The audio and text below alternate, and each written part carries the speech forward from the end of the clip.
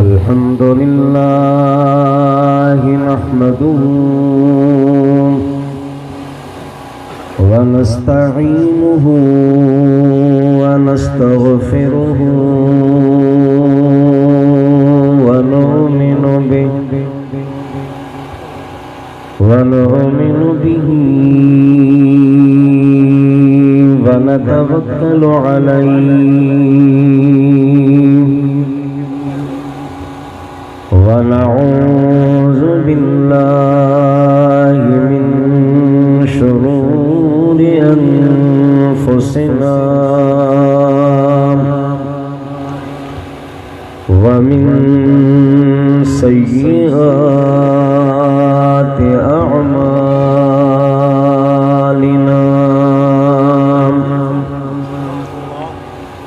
मन यहदिहिल्लाहु फला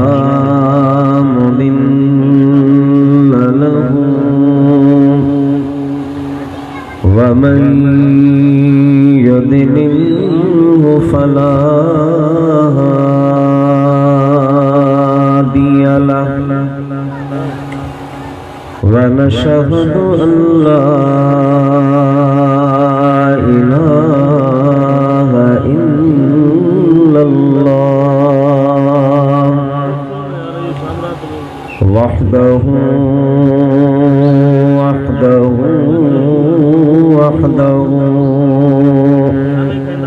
ला शरीक लहु व नशहदु अन्न सय्यिदना व सनदना व मुर्शिदना व हादियना व महदियना व महबूबना व महबूब रब्बिना व नूरना व नूर अव्वलिना व नूर आखिरिना व नूर ज़ाहिरिना व नूर बातिनिना व हकीम तबीब क़ुलूबिना व सिराजम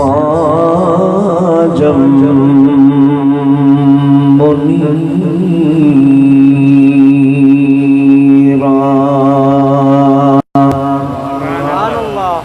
मौलाना व मलजना व मलाज़ना मुहम्मदन अब्दुहु व रसूलुहु सल्लल्लाहु तआला अलैहि व अला आलिहि व अस्हाबिही व अहलि बैतिही अजमईन। अम्मा बाद फ़क़द क़ाल अल्लाहु तबारक व तआला फ़िल कलामिल क़दीम व ख़िताबिहिल अज़ीम। अऊज़ु बिल्लाहि मिनश शैतानिर रजीम। बिस्मिल्लाहिर रहमानिर रहीम।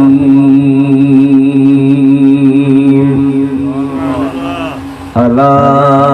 इन्न औलिया अल्लाहि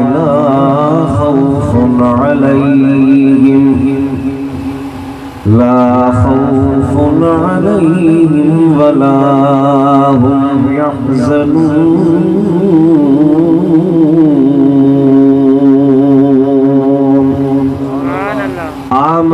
बिल्लाहि सदक़ल्लाहु मौलानल अज़ीम व बल्लगना रसूलुहुन नबियुल हबीबुल करीम व नहनु अला ज़ालिका लमिनश शाहिदीन वश्शाकिरीन वल्हम्दुलिल्लाहि रब्बिल आलमीन। क़ाल अल्लाहु तबारक व तआला फ़ी शअनि हबीबिहिल करीम इन्नल्लाह व मलाइकतहु युसल्लूना अलन नबी या अय्युहल्लज़ीना आमनू सल्लू अलैहि व सल्लिमू तस्लीमा। अल्लाहुम्मा सल्लि अला सय्यिदिना मौलाना मुहम्मदिन व आलिहि व अस्हाबिहि व अहलि बैतिहि अजमईन। आबे मिसल महबूब हक़ खल्क़ी खुदा जल्ले खलक़ खादिम सदन जिन्नो मलक बलगल उला बिकमालिही। नूरी हुजण जो ही निशान आयात रोशन थियो जहान चमक्या ज़मीनु आसमान कशफत दुजा बिजमालिही। आनूर आका दरअसल नूरी सदन सारो नस्ल सूरत ऐ सीरत बेमिसल हसनत जमीउ खिसालिही। आजिज़ उन जो गुलाम पढ़ दो सलातो सलाम या विरद सुबह शाम या सल्लू अलैहि व आलिही। मोहब्बत सा बुलंद आवाज़ सा सभी गजी पढ़ो सल्लल्लाहु अलैहि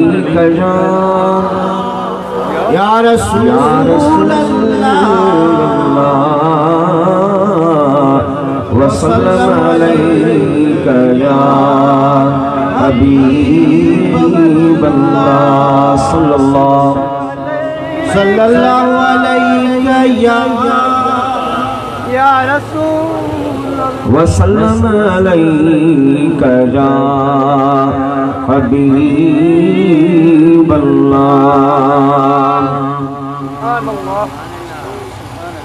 हमदई सलात खा बाद में वाजिब सद इहतराम मोहतरमुल मुकाम पीरे तरीक़त रहबरे शरीयत हज़रत क़िबला सईद गंज बख्श सोहरवर्दी दामत बरकातुहुल क़ुदसिय्यह व दीगर साहबजादगान ज़ी वक़ार उलमाए किराम खुलफ़ाए ज़ाम सना खाने रसूल सल्लल्लाहु अलैहि वसल्लम। ऐ मुझा मेहरबान दोस्तों प्यारा मुसलमान और भाइयों अस्सलामु अलैकुम व रहमतुल्लाहि व बरकातुहू। अल्लाह रब्बुल इज़्ज़त जल्ल जलालुहु आला शानुहु अज़्ज़ व रहानहु जी तौफीक इनायत सा असावा की हिन अज़ीम शान रूहानी कुरानी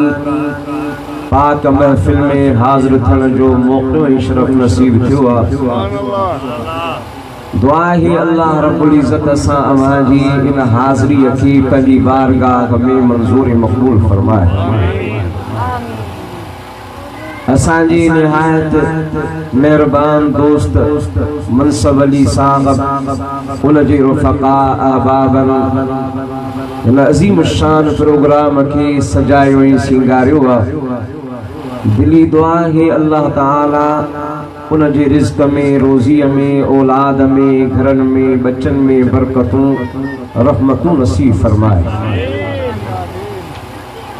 मो अवां दोस्तन जे साम्हूं अव्वलन अल्लाह जी पाक कलाम मजीद मजा मशहूर मरूफ आए मुबारका जे नूरानी अल्फाजन जी तिलावत जो शरफ हासिल कयो आहे। इन आए करीम जे अंदर अल्लाह जी ज़ाती बाबरकात पंजन कामिलन वलियन दोस्तन जी इज्जत ऐं अज़मत जो बयान फरमायो।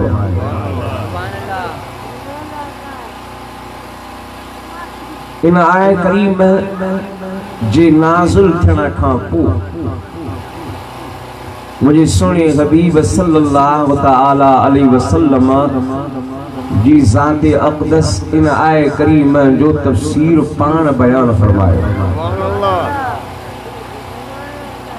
बुखारी मुस्लिम शरीफ जी मुत्तफ़क़ुन अलैहि सय्यदना फारूक आज़म रज़ियल्लाहु तआला अन्हु खां रिवायत मुझे मदीने जे मीर सल्लल्लाहु अलैहि वसल्लम इरशाद फरमायो, इन्न मिन इबादिल्लाहि लउनासन मा हुम बिअंबिया वला शुहदा यग़बितुहुमुल अंबिया वश्शुहदा यौमल क़ियामति बिमकानिहिम मिनल्लाह। क़ालू या रसूलल्लाह तुख़बिरना मन हुम। क़ाल हुम क़ौमुन तहाब्बू बिरूहिल्लाहि अला ग़ैरि अरहामिन बैनहुम वला अमवालिन यतआतूनहा फवल्लाहि इन्न वजूहहुम लनूरुन व इन्नहुम लअला नूरिन ला यखाफून इज़ा खाफ़न नास वला यहज़नून इज़ा हज़िनन नास। व क़रअ हाज़िहिल आया अला इन्न औलिया अल्लाहि ला खौफ़ुन अलैहिम वला हुम यहज़नून।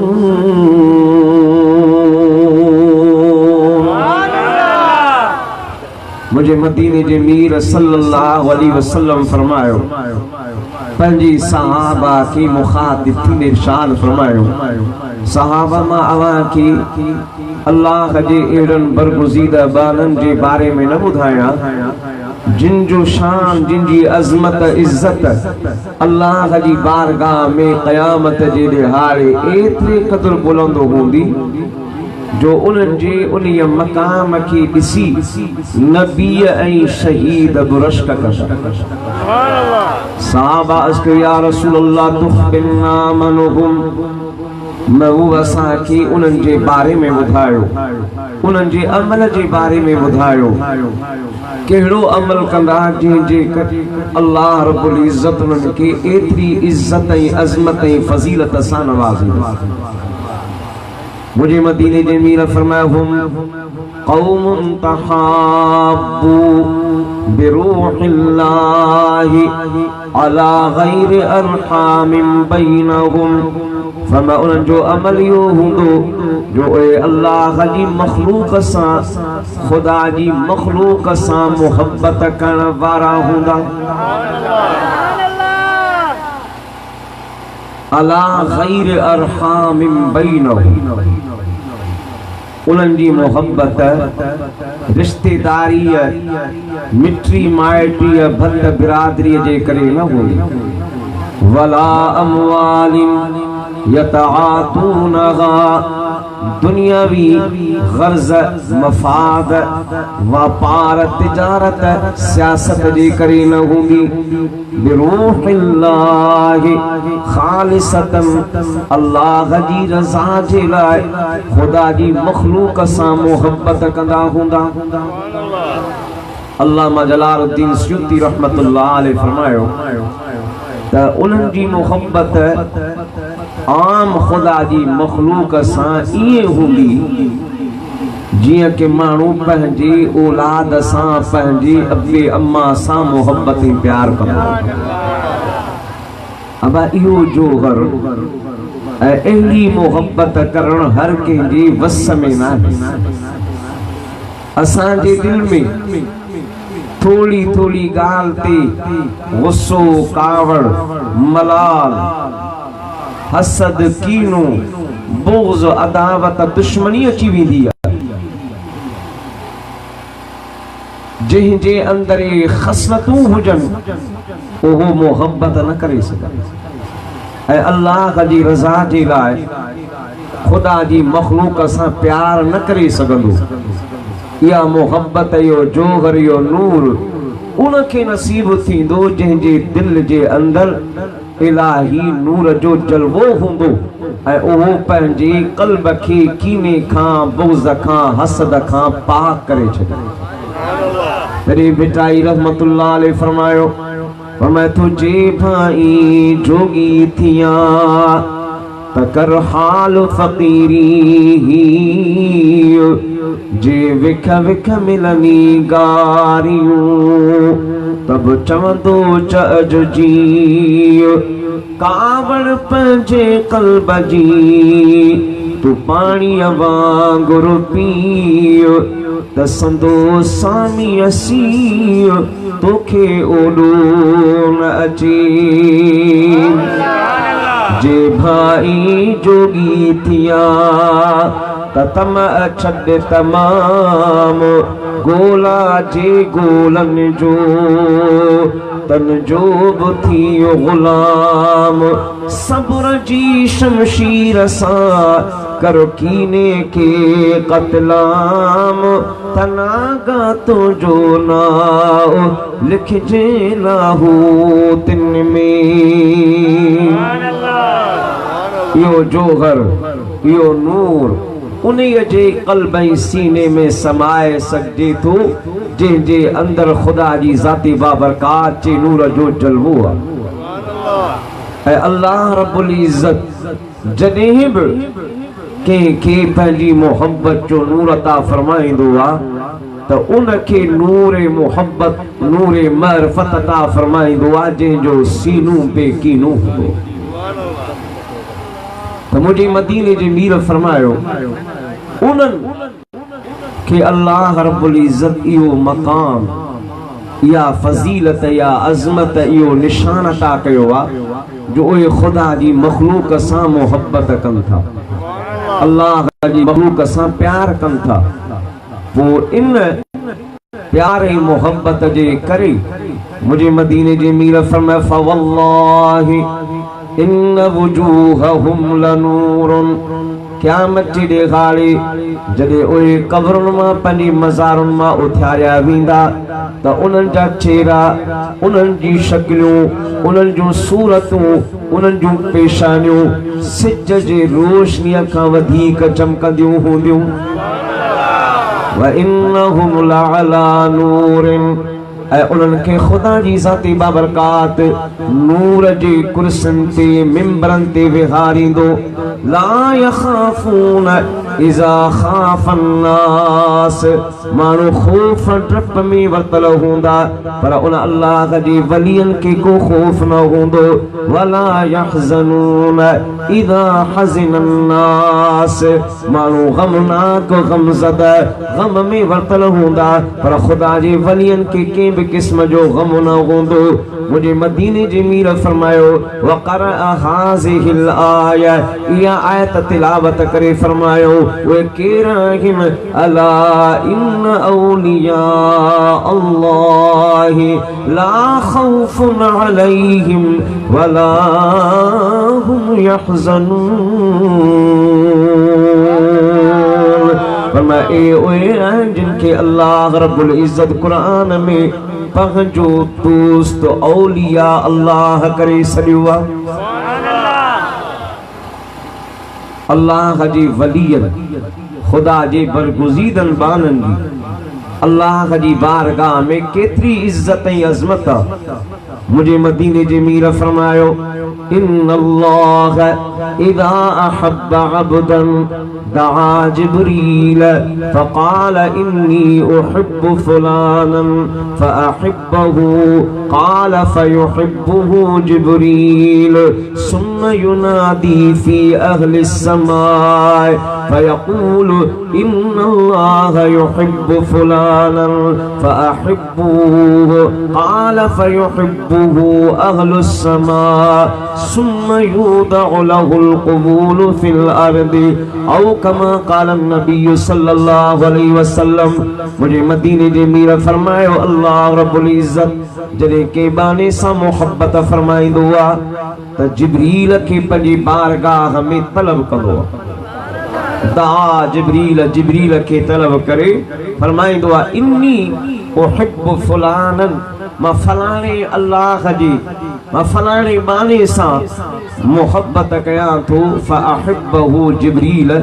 तू बि उन सां मोहब्बत ऐं प्यार कर। क़ाल फ़युहिब्बुहु जिब्रील, जिब्रील बि उन अल्लाह जी वलीअ सां मोहब्बत ऐं प्यार कंदो आहे।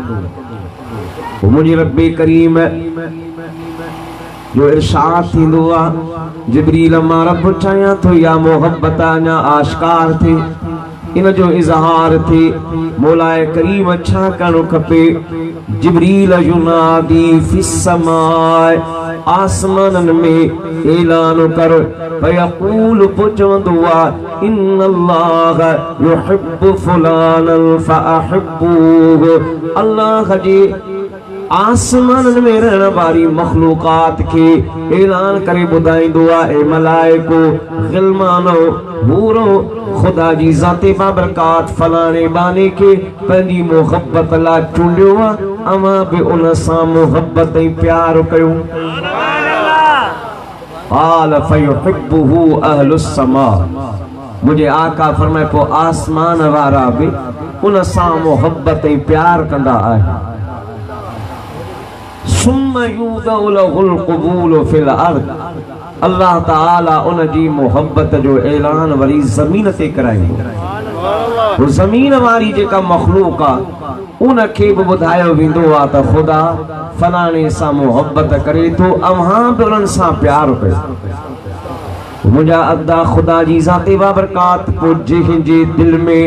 मोहब्बत विझंदो आहे पंहिंजे दोस्तनि जी, क़ुरान में अल्लाह जी ज़ाते बाबरकात शा फरमायो इन्नल्लज़ीना आमनू व अमिलुस सालिहाति सयजअलु लहुमुर रहमानु वुद्दा, बेशक वे जन ईमान आंदो साले अमल कयो उन्हनि जे लाइ अल्लाह रब्बुल इज़्ज़त पंहिंजी मखलूक जे दिल में अन क़रीब मोहब्बत जो नूर ऐं जोहर पैदा फरमाईंदो। वो मखलूक खुदा की उन अल्लाह जी वली जो तारुफ, उन जी पहचान, उन जी मोहब्बत, उन जी इताअत जो जोहर मिलंदो आहे। मुझे आका फरमाए सिज चंद्र सितारा आसमान, आसमान जे अंदर जो कुछ आहे उहे सभु ख़ुदा जी मखलूक में आहिनि। सिज बि ख़ुदा जी वलियनि जी इताअत कंदो आहे, उन्हनि खे सुञाणंदो आहे। अल्लाह जी ज़ाती बाबरकात जो मिसाल कुरान में बयान फरमायो वतरा शम्स इज़ा तलअत तज़ावरु अन कहफ़िहिम ज़ातल यमीन व इज़ा ग़रबत तक़रिदुहुम ज़ातश शिमाल व हुम फ़ी फ़जवतिन मिन्हु। वे अल्लाह जा वली, वे असहाबे कहफ़ नबियन हुआ वली हुआ जेके दकियानूस बादशाह जे ज़ुल्म ऐं ॾाढ खां पंहिंजा घर छॾे रात जे टेम ते अची उन गार में आरामी थिया। ख़ुदा उनखे निंड में निंड ॾेई छॾी आहे। सुबुह जो जीअं सिज उभरे थो कनी थो कढे, रब्बे काइनात सिज खे फरमायो सिज अॼु पंहिंजो रस्तो ज़रा बदलाए उभरजां। मौला तो मुंहिंजो रस्तो पहिरीं मुक़ररु कयो आहे। लशम्सु यंबग़ी लहा अन तुदरिकल क़मर वलल लैलु साबिक़ुन नहार व कुल्लुन फी फलकी यसबहून।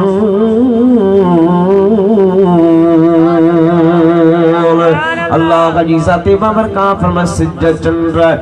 रात ॾींह इन्हनि जा मदार मुक़र्रर आहिनि। हर शइ पंहिंजे मदार में मुअय्यन रस्ते में हली रही आहे। सिज जो बि ख़ुदा जी ज़ाते बाबरकात पहिरीं खां रस्तो मुअय्यन कयो आहे। पर अजरब पियो फरमाए त सिज ज़रा उभरण वक़्तु सॼे पासे खां लड़ी उभरजा ऐं जॾहिं लही त खॿे पासे खां लड़ी लहजा। छाजे करे वहुम फी फजवतिन मिनहु, ए मुंहिंजा दोस्त मुंहिंजा यार इन खुले गार जे दहाने में सुतल आहिनि। मतां तुंहिंजी उस तपिशनि खे तकलीफ़ पहुचाए हाणे तुंहिंजे मथां वाजिब आहे जो तूं इन्हनि जी इताअत ख़िदमत ड्यूटीअ में रहो। हिकिड़ो ॾींहुं न, हिकु हफ़्तो न, हिकु महीनो न, हिकु साल न, बराबरि 309 कमरी साल ताईं सिज ख़ुदा जे उन वलियनि जी ड्यूटी ऐं ग़ुलामी ॾींदो रहियो। उभरण वक़्तु सॼे पासे लड़ी पियो उभरे त लहण वक़्तु खॿे पासे लड़ी पियो लॻे। ख़ुदा जे वलियनि जी अज़मत ऐं इज़त जो बयान आहे। ऐं अल्लाह जा वली जंहिं जाइ ते रहंदा आहिनि, जंहिं जॻह ते रहंदा आहिनि, उन्हनि जे पाक वजूद में ख़ुदा अहिड़ी बरकत नूर रखायो आहे जो उन्हनि जे वजूद जे करे मुर्दनि खे बि ख़ुदा ज़िंदगियूं अता फरमाईंदो। वइज़ क़ाल मूसा लिफ़ताहु ला अब्रहु हत्ता अब्लुग मजमअल बहरैन औ अम्दिया हुक़बा। अल्लाह जो पैगंबर मूसा कलीमुल्लाह खिताब पियो करे। खिताब कंदे कंदे हिकिड़ो सोनारो संदन जो उम्मती हो बनी इसराइल में सोन जो वापार कंदो उथी बीठो। चई साईं अवां जो खिताब बिला जवाब, अवां जी शख्सियत चेहरो बिला जवाब। भला मूंखे ॿुधायो त जेतिरी मेहरबानी रब अवां सां कई आहे हिन वक़्तु अवां जे हिन ज़माने में को ॿियो बि अहिड़ो आहे जिते ख़ुदा एॾो मेहरबान हुजे। साईं सोचो अल्लाह जी ज़ाते बाबरकात मूंखे नबी ऐं रसूल बणायो, तौरेत अता फरमायो। अल्लाह जी ज़ाते बाबरकात मूंसां कलाम फरमायो। ये कलाम त के बे सां रब कोन कयो आहे। साईं सोचो त अहिड़ी मेहरबानी के बे सां कान थी आहे। उन पुछण वारे खे फरमायो अब्बा जेतिरो करम, जेतिरी मेहरबानी, जेतिरो फज़ल मूसा कलीमुल्लाह जे मथां आहे, मां नथो सम्झां त के बे जे मथां बि एतिरी मेहरबानी हूंदी। हिन वक़्तु सॼी मेहरबानी मूसा जे मथां आहे। जिब्रील अमीन आहे, अल्लाह जा कलीम रब्बे करीम फरमायो त तुंहिंजे मथां फज़ल करम आहे, पर मूसा तोखां अलावा बि मुंहिंजो हिकिड़ो बानू आहे जंहिंजे मथां मूं रब जी वॾी मेहरबानी ऐं करम नवाज़ी। मूसा कलीमुल्लाह जॾहिं ॿुधो त साईं खे दिल में शौक़ पैदा थियो, ज़ौक़ पैदा थियो त उन ख़ुदा जे प्यारे जी दोस्त जी ज़ियारत करणु खपे, मुलाक़ात करणु खपे त काथे रहे थो। अल्लाह जी बारगाह में इसकी मुंहिंजा मौला मां तुंहिंजे उन दोस्त सां मिलण थो चाहियां, मुलाक़ात करणु थो चाहियां, उन जो दीदार करणु थो चाहियां, उन जी सोबत संगत मईयत करणु थो चाहियां। रब्बे करीम फरमाए मूसा उन जी मुलाक़ात ईअं आसान सवली न थींदी, उन जे लाइ तोखे सफ़र जूं सऊबतूं बर्दाश्त करिणो पवंदियूं। ऐं मौला करीम छा कयां? रब करीम फरमाए पहिरीं बाज़ार मां मच्छी ख़रीद करे उन खे ठाहे भुञी तैयार करे तोशादान में पाण सां गॾु खणो ऐं पोइ उहा मच्छी खणी दरिया जे किनारे सां समुंड जे किनारे सां सफ़र शुरू करो। जिथे उहा मच्छी ज़िंदा थिए या जिथे बग़ैर पाण में मिलनि था उन जॻह ते तोखे मुंहिंजे उन दोस्त वलीअ सां मुलाक़ात जो शरफ़ मिलंदो। अल्लाह जो पैगंबर मच्छी वठी तैयार करे पंहिंजी ख़ासि खादिम यूशा बिन नून उनखे पाण सां गॾु कयूं ऐं पाण फरमायूं अल्लाह जो क़ुरान तो चए इज़ क़ाल मूसा लिफ़ताहु ला अब्रहु हत्ता अब्लुग मजमअल बहरैन औ अमदिय हुक़बा। अल्लाह जो कलीम पंहिंजी ख़ासि खादिम खे चवण लॻो असांखे एसी ताईं सफ़र जारी रखणो आहे जेसी ताईं असां मजमअल बहरैन जिथे ख़ुदा जे वलीअ जी रहण जी जाइ आहे जेसि ताईं असां उते न पहुचूं पोइ असांखे चाहे औ अमदिया हुक़बा पूरी ज़िंदगी हलणो पवे त हलंदा रहंदासीं जेसि ताईं ख़ुदा जे दूत सां मुलाक़ात न थी सफ़र जारी। अल्लाह जो नबी हलंदे हलंदे हिक टकरीअ ते पहुता समुंड जे साम्हूं पहाड़ हुयो साईं फरमायो पंहिंजे खादिम खे दबाया मच्छी कढ बुख लगी आ कुछ खाऊं उन मां कुछ हिस्सो कढी खाधऊं। अल्लाह जो नबी आरामी थी वियो जॾहिं आरामी थियो त यूशा बिन नून ख़िदमत में मौजूद आहे। साईं जे आरामी थियण खां पोइ उन मंज़र ॾिठो फलम्मा बलगा मजमअ बैनहिमा नसिया हूतहुमा फत्तखद सबीलहु फिल बहरि सरबा। मंज़र ॾिठई ओचितो उन समुंड मां सीर मां हवा घुली उन हवा जी बरकत सां उहा जेका मच्छी तरियल भुगल हाणे थोड़ी देर पहिरीं अल्लाह जे पैगंबर उन जे ख़लीफ़े ख़ासि खाधी हुई बाक़ी जेका बची ही उन तोशादान में उहा पथकण लगी ज़िंदा थी वई तोशादान मां निकिरी ये सुकीअ ते माण्हू पेरनि सां पंधु कंदो आहे ये सुकीअ ते हले पई ऐं दरियाह में दाख़िल थी जिथां वञे पई फत्तखद सबीलहु फिल बहरि सरबा सुरंग ठाही थी वञे। यूशा नो मंज़र ॾिठो दिल में सोची अल्लाह जे पैगंबर के उथारिया सही अजीब मामलो थियो आहे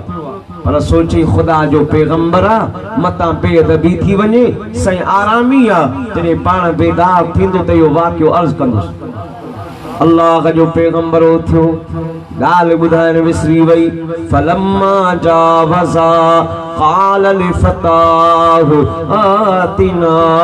गदाअना लक़द लक़ीना मिन सफ़रिना हाज़ा नसबा। अल्लाह जे पैगंबर हलंदे हलंदे हलंदे हलंदे फरमायो यूशा बिन नून मामलो अलाए कहिड़ो आहे सफ़र त असां पहिरीं बि कयो होसीं पर जेका थकावट अॼु थी आहे अहिड़ी पहिरीं कान थी बुख बि लॻी आहे या मच्छी कढ त खाऊं। चई सही मच्छी त उते रहिजी वई जिथे अवां आरामी थिया फरमायो कीअं क़ाल अरअयत इज़ अवैना इला सख़रति फ़इन्नी नसीतुल हूत वमा अंसानीहु इल्ला शैतान अन अज़कुरहु वत्तख़ज़ सबीलहु फिल बहरि अजबा। जिथे अवां आरामी थिया हुयो उन जगह ते उहा मच्छी ओचितो तोशादान मां ज़िंदा थी पतकी उन मां ॿाहिरि निकिती सुकीअ तां ईअं पई वञे जीअं पाणीअ ते जीअं माण्हू पेरनि सां हलंदो आहे ऐं पाणीअ में जॾहिं दाख़िल थी त साईं अजीब सुरंग रस्तो ठाहींदी इहा अजब जहिड़ी ॻाल्हि मूं अखियुनि सां ॾिठी मूं दिलि में सोचियो मां खे ॿुधायां उथारिया पर अदब जे करे मां जो आराम ख़राब न कयुमि बाद में मूंखां शैतान इहो ॻाल्हि करणु विसारे छॾियो उते मच्छी रहिजी। साईं फरमाए क़ाल ذلك ما كنا نبغي فرتدا على آثارهما قصصا। यूशा बिन नून इहाई तवा चावी जे जाए जे असां तलाश में आयो जाते हुआ मच्छी जिंदा थी दरिया में दाखिल थी उन जगह ते अल्लाह जो वली रहे तो इया उन जी निशानी हुई आल ज़ालिक मा कुन्ना नबगी फरतद्दा अला आसारिहिमा क़ससा फवजदा अब्दन मिन इबादिना आतैनाहु रहमतम मिन इंदिना व अल्लमनाहु मिन लदुन्ना इल्मा।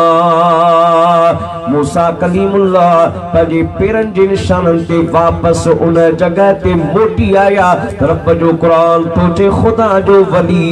जेको ख़ासि बाननि मां हिकु बानो खुदा चूंडियो जेके पंहिंजी रहमत लाइ चूंडियो उन अल्लाह जे वलीअ सां अची उन में मुलाक़ात थी मच्छीअ निशान छॾियो हो सुरंग छॾी ही साईं उन मजमल बहरेन जे अंदरि रस्ते में दाख़िल थिया। अंदरि अची ॾिसनि त हिकु शख़्स आहे जेको साई चादर बेड़ो सुतियो। साईं जो अस्सलामु अलैकुम त चादर लाहे चई वालेकुम अस्सलाम या मूसा कलीमुल्लाह या अखी सालिह। सुभान अल्लाह। साईं फरमाए त मुंहिंजो नालो बि ॼाणे थो मुंहिंजे मनसब खां बि वाक़िफ़ आहे। साईं फरमाए त मां त तुंहिंजो नालो कोन्ह ॼाणा खुदा बस एतिरो फरमायो त उन जगह ते मुंहिंजो यार तोखे मिलंदो सो तू पंहिंजो तारफ़ बि करा चईसीं मुंहिंजो नालो ख़िदर आहे अवां अल्लाह जा पैगंबर आहियो खुदा जी ज़ाती बाबरकात तव्हांखे मूंसां मिलण जे लाइ मोकिलियो आहे। यादि रखो खुदा जे वलियन कामिलन बरगुज़ीदन बाज़ मुफ़स्सिरीन लिखियो आहे त ख़िदर खुदा जो पैगंबर नबी आहे बाज़ लिखियो आहे त वली आहे। बहरहाल अल्लाह जो बानू आहे खुदा जी ज़ाती बाबरकात फरमाए अब्दम मिन इबादिना आतैनाहु रहमतम मिन इंदिना व अल्लमनाहु मिन लदुन्ना इल्मा। असांजी ख़ासि बाननि मां आहे उन्हनि बाननि मां जिन ते मां पंहिंजी रहमत ख़ासि कई आहे ऐं उनखे असां इल्म लुतनीअ सां नवाज़ियो। मूसा कलीमुल्लाह उन सां मुलाक़ात कई उन जगह ते मुर्दा मच्छी जिंदा कीअं थी। अल्लामा जलालुद्दीन सयूती रहमतुल्लाह अलैह इमाम आलूसी बगदादी रहमतुल्लाह अलैह साहिब तफसीर मज़ारी अल्लामा सनाउल्लाह पानीपती रहमतुल्लाह अलैह जी मुफस्सिर सगुरना दुआ फरमाइन था वा जेका हवा घुली हुई वा हवा अल्लाह जे उन्हीअ वली कामिल बरगुज़ीदा बाने ख़िदर जे जिस्म खे मस करे उहा हवा यानी मच्छीअ खे लगी त उन हवा जी बरकत इहा हुई जो उहा हवा उन मच्छीअ खे बि ज़िंदा करे पई छॾे। त खुदा जा वली हयात बख्श हुंदा आहिनि उहे पंहिंजी हिकु निगाह सां मुर्दा क़ल्ब खे ज़िंदा कंदा आहिनि। अल्लाह जी ज़ाती बाबरकात उनके यो जोहर यो मकाम यो शान या इज्जत या अजमत या बुलंदी अता फरमाई मुझा अदा तो खुदा जे वलियन जो यो शान जे निगाह खण त कई मुर्दा दिलियूं ज़िंदा करे ॾेखारींदा आहिनि। निगाहे वली में ये तासीर देखी बदलती हजारों की तकदीर देखी। ये अल्लाह वाले ये देते हैं सब कुछ मगर चाहिए इनसे लेने का जब कुछ। खुदा जी वलियन की बारगाह में अजब अल्लाह जी ज़ाती बाबरकातो नूर ओ जोहर आखिरात हुआ रखिया पर वठण वारो को ढंग वारो को अदब वारो हुजे। खुदा जे वलियन जा आस्ताना उन्हनि जा सीना अजब खाली न आहिनि। यो नूरे मारिफत खुदा जे बारगाह जो ओ अजब वंडे ऐं विराए रहिया आहिनि। तॾहिं मिटाई फर्म आगे कया अगही निसोरोही नूर ला खौफुन अलैहिम वला हुम यहज़नून। सचन को नी सूर मौला कयो मामूर अगो अज़ल में उन्हनि जो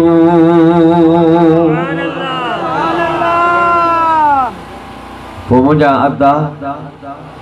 उन खुदा जी वलियन के अल्लाह जी ज़ाती बाबरकात जेको उत्तम नूर अता कयो आ उहा वस्फ उहा सिफ़त आहे मखलूक सां प्यार करण मखलूक सां प्यार करण मोहब्बत करण मुझा अदा इहो अमल एडो त खुदा के प्यारो आ एडो त खुदा जी बारगाह में मक़बूल आ जो मुझे मदीने जे मीर फरमायो अल्लाह रब्बुल इज्जत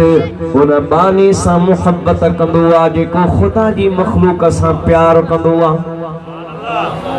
उन सां मोहब्बत कंदो आ जेको उन जी मखलूक सां प्यार करे थो इन करे मुझे मदीने जे मीर जा आशिको मुस्तफा करीम के पंहिंजे उम्मत सां महबूब के पंहिंजे गुलामन सां प्यार केतरो प्यारा तुझो मुझो गुनाह को हिकड़ो जुर्म का खता अगर के जे मथा ज़ाहिर थी पवे अबे अम्मा जे मथा ज़ाहिर थी पवे न तो उहो भी चवंदो आ बाबा लोक जी लज खां मां इन के आक कयो आ इन खां बेज़ार आहियां इन जी करतूतन जो मां जिम्मेदार न आहियां ये तुझो मुझो गुनाह खता अबे अम्मा ते ज़ाहिर थी पे तो उहो भी घर मां कढी छॾींदो आ पर वाह मुझा सुना महबूब अवां जी इज्जत ऐं अज़मत ऐं मोहब्बत प्यार ता रफ़त ऐं मोहब्बत ता कुर्बान वञा पाण फरमाए शफ़ाअती ले अहलिल कबाइर मिन उम्मती जेके वॾे में वॾा गुनहगार आहिनि मां मोहम्मद उनखे परे न करण वारो बल्कि सीने सां लगाए शफ़ाअत करण वारो आहियां सुभान वलऊ अन्नहुम में बीठो हुक्म साफ साईया जेको दरते पहुतो तहजी खता माफ साईया इनायत तुझिया हिमायत तुझिया निगाहे करम रख जा भलारा भरम रख जा मदीने वारा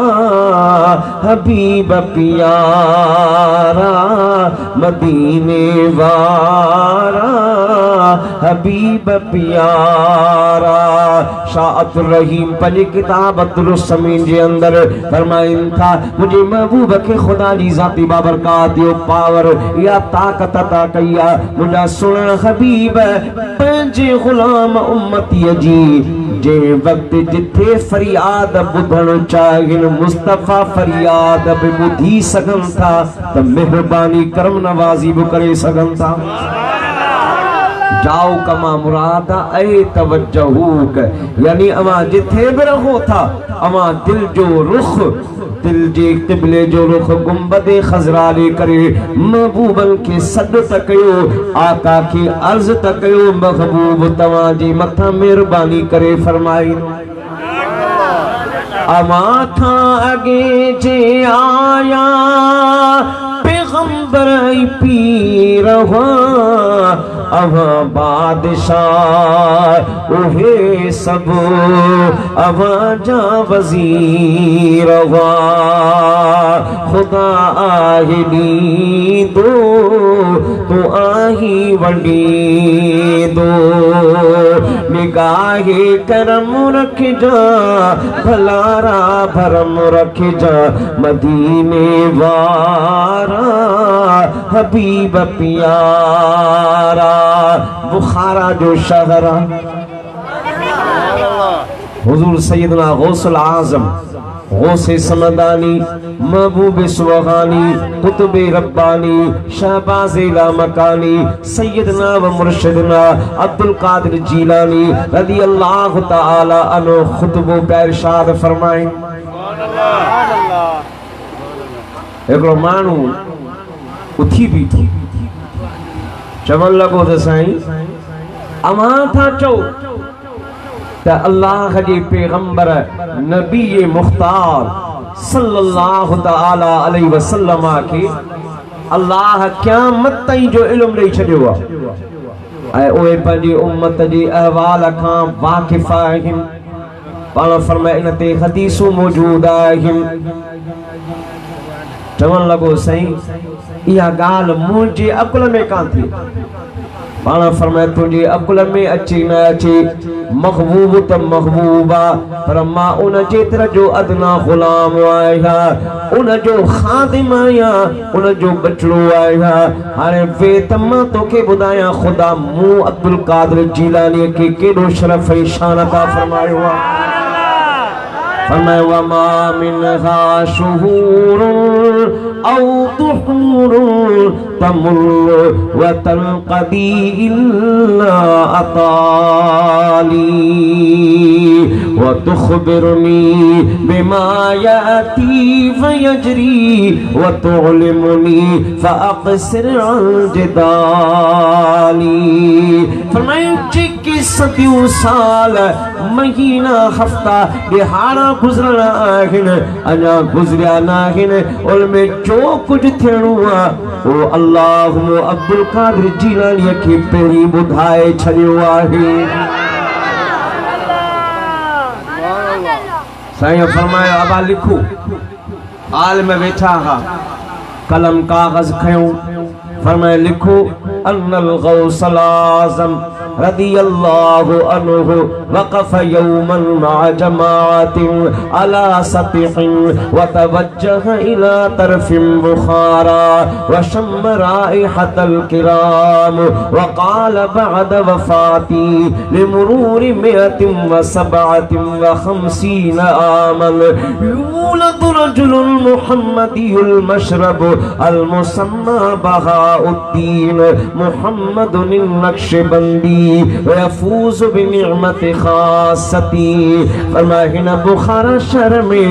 इंशाअल्लाह फरमायो मुझे विसाल खां पोइ 157 साल गुज़रंदा हिते एक मर्द कलंदर पैदा थींदो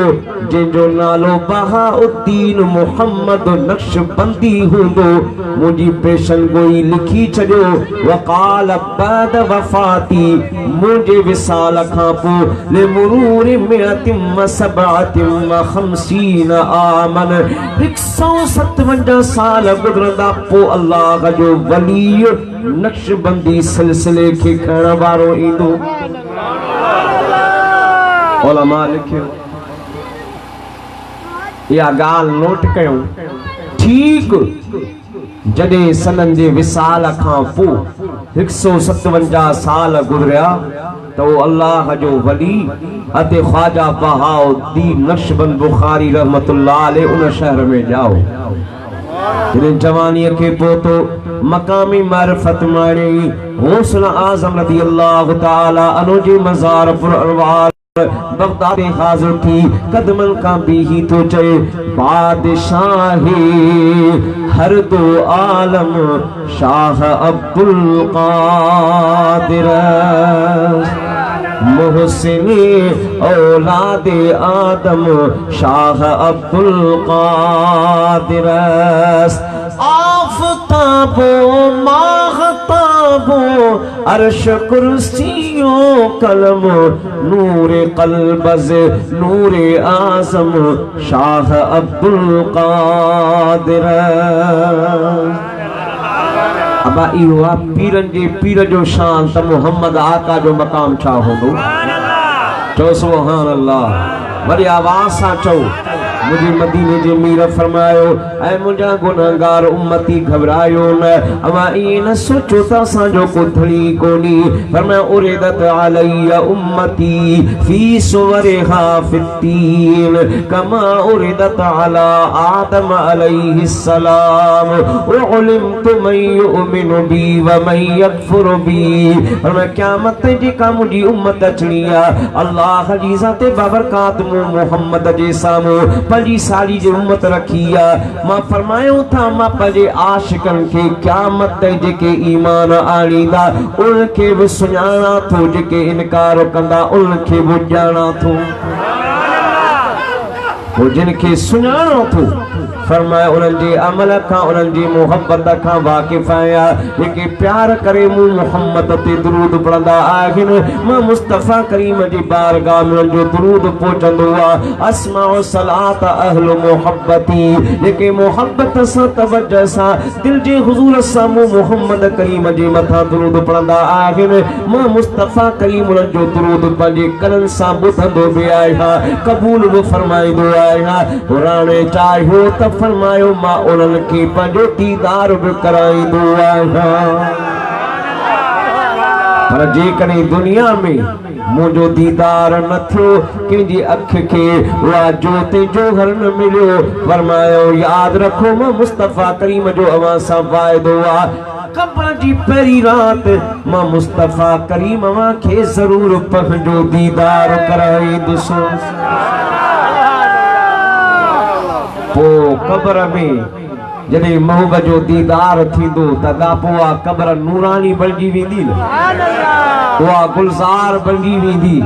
बागल मां बाग बणिजी वेंदी जिथे यार अची सरकार के ओ साफ का इज़हार करेंगे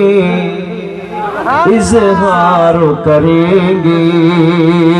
हम पर भी करम सईद अबरार करेंगे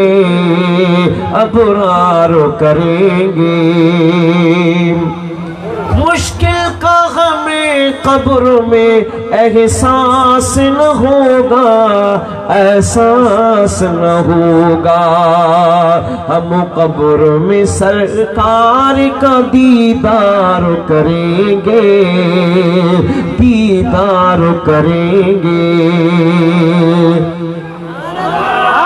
जेके दीदार जो शौक़ आहे ज़रा तवज्जो रखी बुलंद आवाज़ सां पढ़ो सल्लल्लाहु अलैहि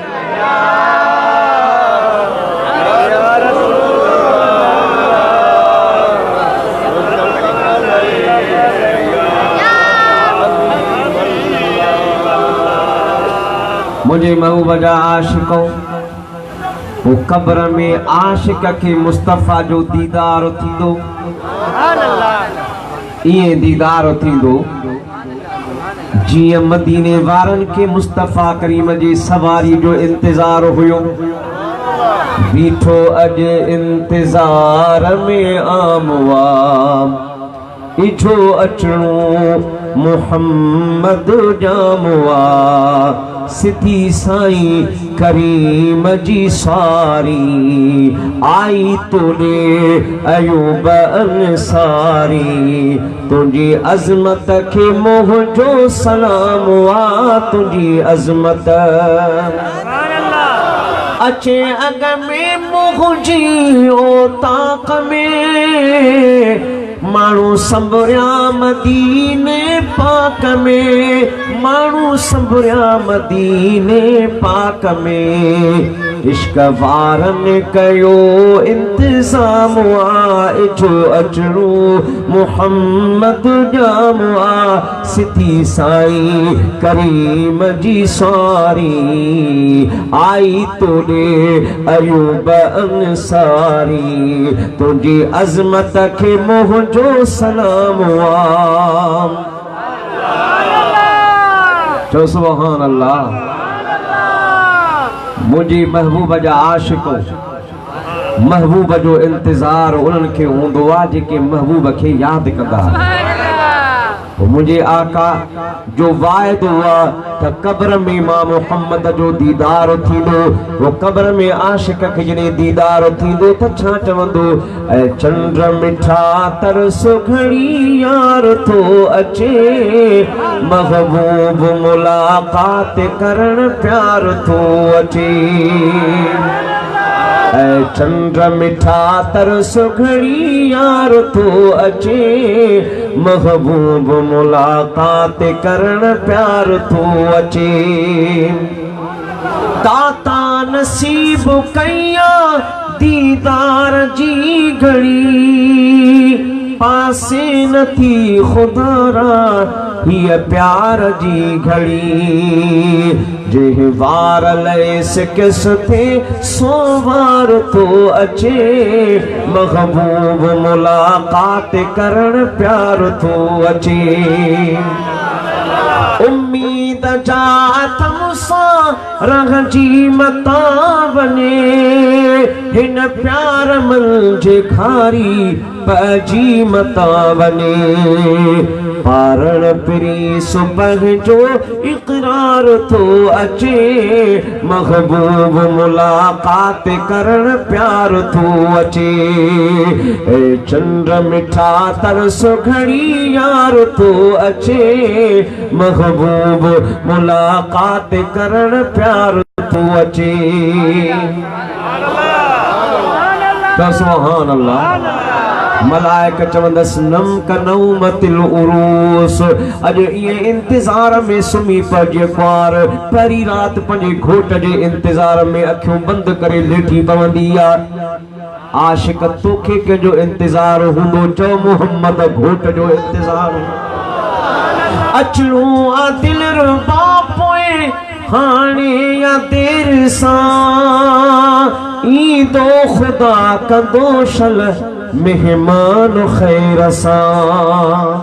ई दो खुदा का दोशल मेहमान खैर सा ई दो खुदा का दोशल मेहमान खैर सा दम दम अखियों ॾिसने दग दिलदार तो अचे महबूब मुलाकात करण प्यार तो अचे ऐ चंद्र मिठा तरस घड़ी यार तो अचे महबूब मुलाकात करण प्यार तो अचे महबूब तो अचे मुँह मिसकीन जे तने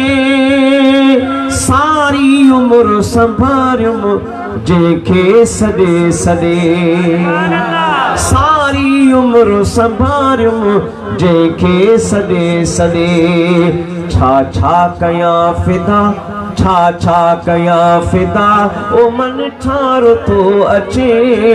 महबूब मुलाकात करण प्यार तो अचे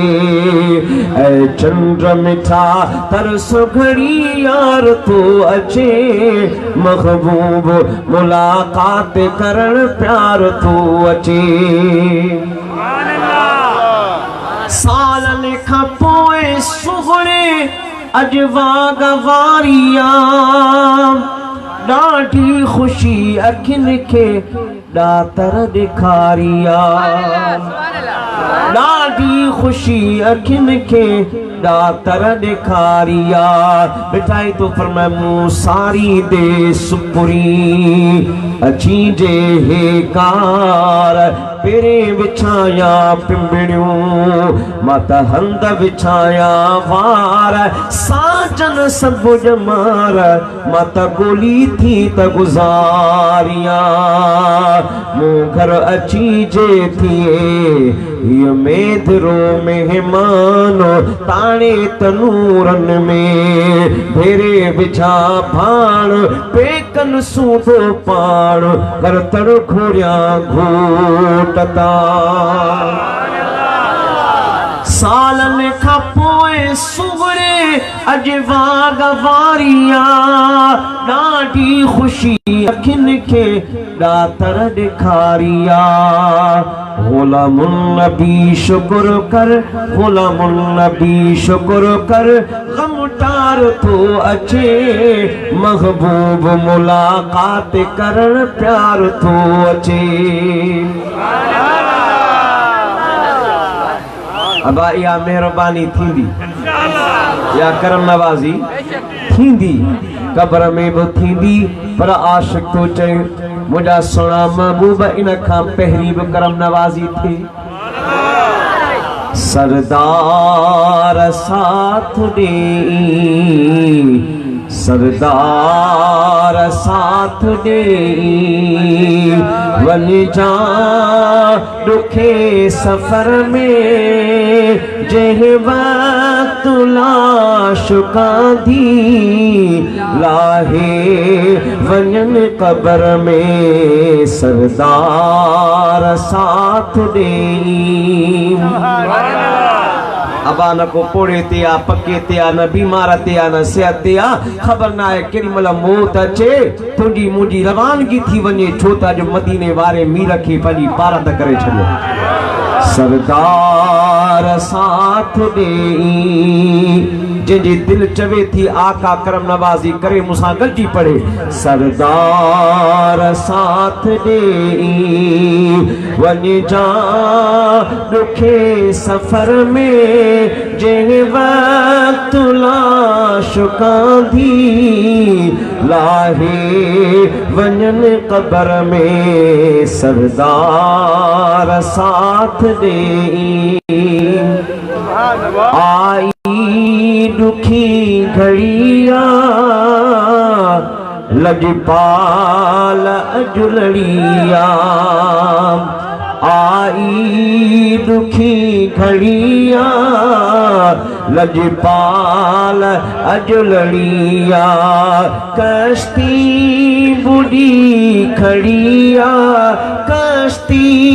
बुढ़ी खड़िया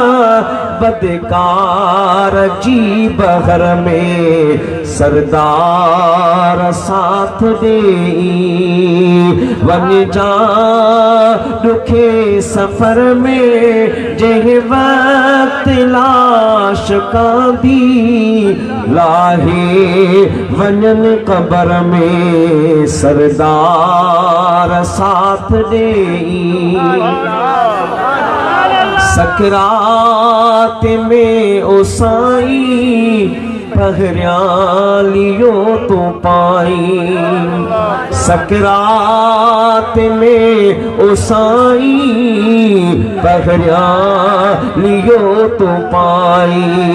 मिठड़ा मज़ार ताई मिठड़ा मज़ार ताई नौकर हो जई नजर में सरदार साथ दे वन जा दुखे सफर में जह वक्त लाश कांधी लाहे वञन कब्र में सरदार साथ दे पर अबा इहो त सकरात जे वक्त यार के पारत पर जेका दम जेरा हूं वो अब मुस्तफा के पारत कयूं न मुंजी सार लगे जा ओ सजे जगह जा जानी कजा मेहरबानी अबा जो अकीदो आ त महबूब असांजी पारत ॿुधे थो ऐं पारत फरमाईंदो ओ मूंसां गॾिजी चवरा अजे इन कंद कोट जे इन सैन के पंजी हितां जी महफिल न समझ दिल जो रुख मदीने वारे मीर दे कर त इंशाअल्लाह तुंजो सीनो मदीनो बणजी वेंदो मुंजी सार लगे जा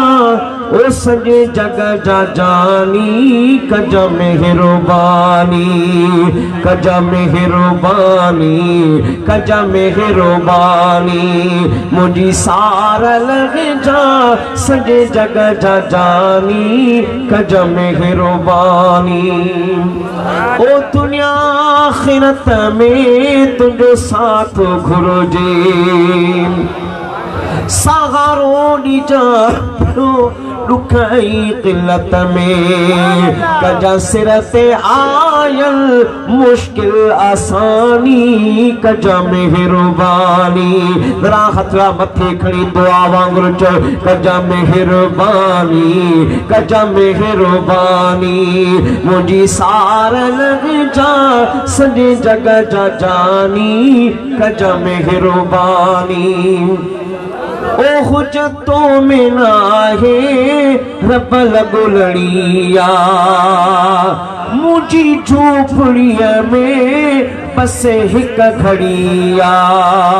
अची मोहब मूं वटि मुझी खाओ मानी कजा मेहरबानी कजा मेहरबानी कजा मेहरबानी मुझी सार लग जा सॼे जग जा जानी कजा मेहरबानी तुई दे थींदी सकरात सोली सुखियो साहो वींदो खडंदी खटोली ॾुखे वक़्त नसिजा ॾुखे वक़्त नसिजा ओ चेहरो नूरानी कजा मेहरबानी कजा मेहरबानी कजा मेहरबानी मुझी सारा लग जा सॼे जग जा जानी कजा मेहरबानी मदीने वारो करम कंदो पर उन्हनि खां पहिरियां तुंहिंजी जिन सां निस्बत ऐं दामन में वाबस्तगी आहे जिन जो तूं मुरीद आहीं बैयत जिन जी तोसां आहे उहे बि तुंहिंजे सकरात में साणी थी इहो ख़ुदा जी वलियनि जो शेवो आहे इहो अल्लाह जी वलियनि जो तरीक़ो आहे इमाम रब्बानी फरमाइनि था बैयत में जेको आयो कामिल मुर्शिद जे मथां मुरीद जो हक़ इहो आहे त सकरात जे वक़्त उनखे मोहम्मद मिठे जो कलमो पढ़ाए ख़ातिमो बिल ख़ैर करे पोइ दुनिया मां मोकिले पोइ असां सभई के न के अल्लाह जे वलीअ जा ग़ुलाम आहियूं पर असांजा सभई मुर्शिद पीराने पीर जे क़दमनि ते क़ुर्बान थी वञनि मञो था न गौसल आलम खे कोन था मञो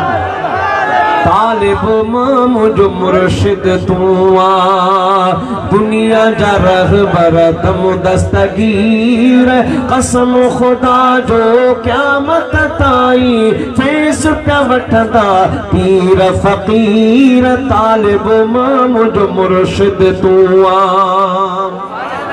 दर्द मंदन जो दाद कंदा हो अर्ज़ ॿुधी इमदाद कंदा हो दर्द मंदन जो दाद कंदा हो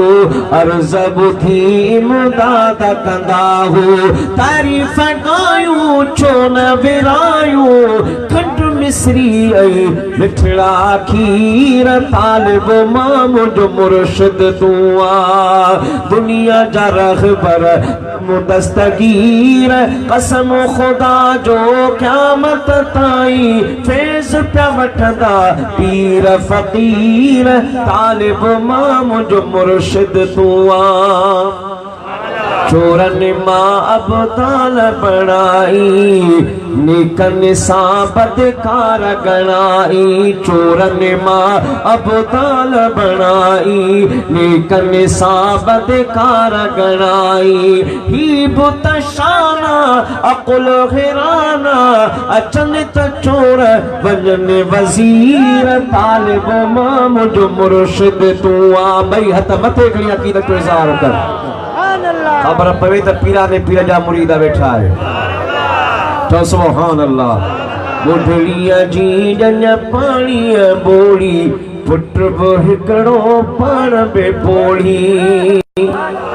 किश्ती वारे वाक़े के 271 के बार औलियाए कामिलीन वासिरीन मुहद्दिसीन बयान कयो आहे अल्लामा बरखुरदार मुल्तानी रहमतुल्लाह अलैह शराह अक़ाइद नस्फिया जो अरबी जो शरह निब्रास उन जो मोशिया उन इनके बयान करे फारसी मंजूम शार में लिखियो आहे तो शुद्ध सालहा इसना अशर उफ्ताद दर खिरमल शर रोजो शबम दर शोर शर यकदम नयम अज गम जुदा आशा है के हुक्म शबूद कुल दर गोश कर दो ई सुखल अज किस्से जाले कोहर जद जोश दरियाए अता गुफ्ता के ए गम खारई दर तश्त गम आवा वारई साजम बरायत चारई खाहम जे हक बरत दुआ ता जिंदा गर्दद पूरे तो सागर शब्द मस्तूर तो आसान शब्द मासूर तो अज कुदरत रब समा अल्लाह जी वली 12 सालन जी बेड़ी 1 मिनट में तारे ॾेखारी जो सुभान अल्लाह बुढ़ड़ी जी जन पानी बोड़ी पुट बो हिकड़ो पान बे पोड़ी मिस्किन माई मुश्किल में आई वाहन थी आए उन जी वीर तालिब मां मुझो मुर्शिद तू यारी बारी चन तुझी कैया जेके मिलाद मल्हाइण वारा औलियाए कामिलीन सां अक़ीदत रखण वारा खुदा जे वलियन जे शान खे दिल सां मञण वारा उनखे मुबारक हुजे यारी बारी चन तुंहिंजी कईया रिज़्क़ में बरकत तन खे पईया पर खां पंचूणा हेले न हूण आईंदे थींदा छो न अमीर तालिब मां मुंहिंजो मुर्शिद तूं वलियन जा गुलाम हो असांजी अक़ीदत गौसुल आज़म सां बि आहे त असांजी अक़ीदत खुदा जे सभिनी वलियन सां बि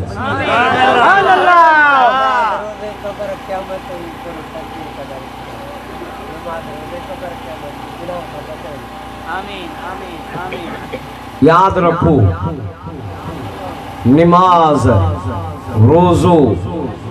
ज़कात हज नेकीअ जा कम गुनाहनि खां बचण इन सभिनी शयुनि जो हल हिकिड़ो आहे अवा सभिनी मुस्लमान खे ख़बर आहे नमाज फर्ज़ आहे वो मस्जिदूं ख़ाली आहिनि सभिनी खे ख़बर आहे रोज़ा रमज़ान जा फर्ज़ आहिनि पर के को भाग वारो रखे थो सभिनी खे ख़बर आहे त ज़कात ॾियणी आहे पर हर को टालण जी कोशिश में आहे कलमो मुस्तफ़ा जो पढ़ूं था अमल नथो पुॼे तौफ़ीक़ कान्हे इहो इन करे जो असांजी दिलि रूहानी मर्ज़ में मुब्तला सम्झूं सभु कुझु था पर अमल नथो पुॼे मुझे आका फरमाए इन दिल जे मर्ज़ के ठीक करण जे लाइ तोखे इन जे हकीमन वटि वञणो पवंदो जेके हिक निगाह सां इन कल्ब खे ठीक कनि सीने खे मुनव्वर ऐं महमूर कनि तुंहिंजो शौक़ नेकी ऐं नमाज़ जे तरफ़ लॻाइनि तुझे दिल जे अंदर चाहत पैदा थी पवे जोहर पैदा थी पवे उहा आहे अल्लाह जी वलियन जी सोहबत खुदा जी वलियन जी संगत खुदा जी वलियन जी सोहबत इन सां इंसान जे दिल जे अंदर जोहर नूर पैदा थींदो आहे नमाज़ जो शौक़ पैदा थींदो आहे नेकीअ जे कमनि ते तौफ़ीक़ मिलंदी आहे इन करे अल्लाह जे वलियन सां वाबस्तगी कयो इंशाअल्लाह ए सभई कम नसीब थी वेंदा अल्लाह ताला असां अमा सभिनी खे पंहिंजे महबूब जे सदके महबूब जे गुलामन आशिकन आमिलन कामिलन सालिहन मुतीयन मोमिनन जी सोहबत रिफाकत संगत मईयत दुनिया ऐं आखिरत में नसीब फरमाए अवां खे आखिर में दावत ॾेई छॾियां 26 27 जनवरी 26 27 जनवरी दरगाह फकीरपुर शरीफ रादन स्टेशन जिला दादू उते छा है उते हुजूर पीर मिठा रहमतुल्लाह अलैह जो उर्स मुबारक लाहे फकीरपुर पंध परे को हली सजण सां भेट करे को पजी विंदई सभु साम्हूं ख़बर आहे सारी दुनिया में पगरियो न बन वियो सुगड़ो सजणो साईं पीर मिली अल्लाह गदा सबई वली शान वारा आहिन हर के खुदा जे वली सा अकीदत रखन अहले सुन्नत व जमात जे हर फर्द जे मथा लाजिम है वाजिबा तो जिथा जो मुरीद ही उता जी दस्तबोसी करे खिदमत कर खुदा जे सबनी वलियन जी अकीदत रखियन जे आस्ताने ते वींदे त तोखे नूर ए रहमत ए बरकतू मिलंदियूं या दावत मुजीब कबूल कर अल्लाह ताला तोखे मुखे नसीब फरमाए व आखिर दअवाना अल्हम्दुलिल्लाहि रब्बिल आलमीन।